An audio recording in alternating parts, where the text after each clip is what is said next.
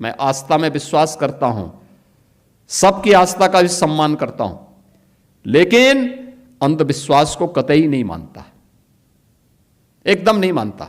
मुझे बोला गया था कि नोएडा नहीं जाना है। मैंने कहा क्यों? कहा वहां सीएम नहीं जाते।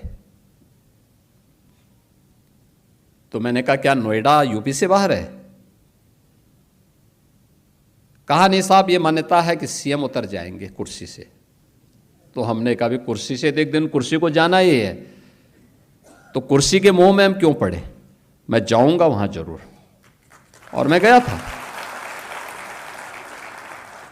था वहां पे। जब मैं गया तो मैंने देखा क्यों ये लोग बोलते थे, तो पता लगा वहां 4 लाख मामले बिल्डर और बायर्स के। आप सोचो 15 साल, 10 साल, 20 साल पहले लोगों ने अपनी पूरे जीवन भर की कमाई बिल्डर को दे दी मकान के लिए, फ्लैट देने के लिए, और बिल्डर पैसा दबाई बैठा है, पैसा नहीं दे रहा है, वो मकान नहीं दे रहा है, कब्जा नहीं दे रहा है, बड़ी हाई राइज बिल्डिंग खंडर के रूप में बदल रही है। मैंने बैठक की अथॉरिटी की, Noida authority, greater Noida authority.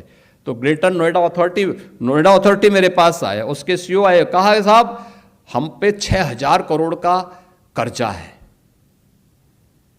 दूसरी अथॉरिटी से मैंने कहा, उसने कहा साहब हम पे 3,000 करोड़ का कर्जा है। तो मैंने कहा यार मैं कहां फंस गया हूं, वो तो सब भिखमंगे हैं। अब इन भिखमंगों से मैं बोलूं कि तुम इन 4 लाख लोगों को मकान दो, तो मैं फंस गया वहां पे। मैंने कहा ये मेरी स्थिति बड़ी अजीब सी है।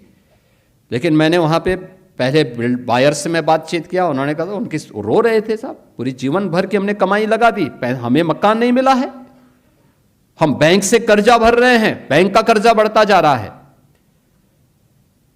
मैं बिल्डर के साथ मिला तो बिल्डर अलग से रोए, कहते हैं साहब हमने पैसा लगाया, लेकिन उस समय की सरकारों ने हमें पूरी तरह निचोड़ दिया है, हमारी सामर्थ्य नहीं है। मैंने कहा सामर्थ्य हो न हो, इन गरीबों को मकान तो देना ही पड़ेगा आपको, इन 4 लाख लोगों को मकान देना पड़ेगा। आप दीजिए, मैं पॉलिसी बनाने की तैयारी कर रहा हूं, लेकिन आप पहले मकान दीजिए। फिर मैंने अथॉरिटी से कहा, मैंने कहा कार्य पद्धति ठीक करो। हमने रिफॉर्म किए, कार्रवाई प्रारंभ की, भ्रष्ट तत्वों को वहां से बाहर का रास्ता दिखाया, और आज मुझे बताते हुए प्रसन्नता है 4 लाख लोगों को हम मकान दे चुके हैं।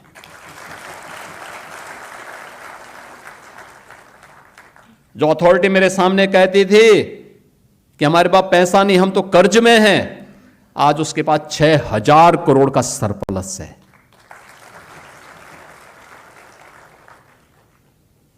आज दुनिया का सबसे अच्छा इंफ्रास्ट्रक्चर भी और सबसे अच्छा इन्वेस्टमेंट भी वहां पर है, और वहीं पे ये मैन्युफैक्चरिंग हो रहा है जो मैं अभी चर्चा कर रहा था, ये सब कुछ वहीं हो रहा है। ये उस अंधविश्वास को मानने वाले लोग कौन थे जो भारत की आस्था पर उंगली उठाते हैं? मुख्यमंत्री रहते हुए वहां नहीं गए, लेकिन अपनी विभाजनकारी राजनीति के लिए फिर आज नोएडा पहुंच गए, ग्रेटर नोएडा पहुंच गए। बहनों और भाइयों, इनके चेहरे को देखो तो उस समय वहां के विकास के लिए ये बॉटलनेक थे। उस समय इन्होंने वहां बाधाएं खड़ी की, बैरियर खड़े किए। आज किस मुंह से विकास की बात करते हैं?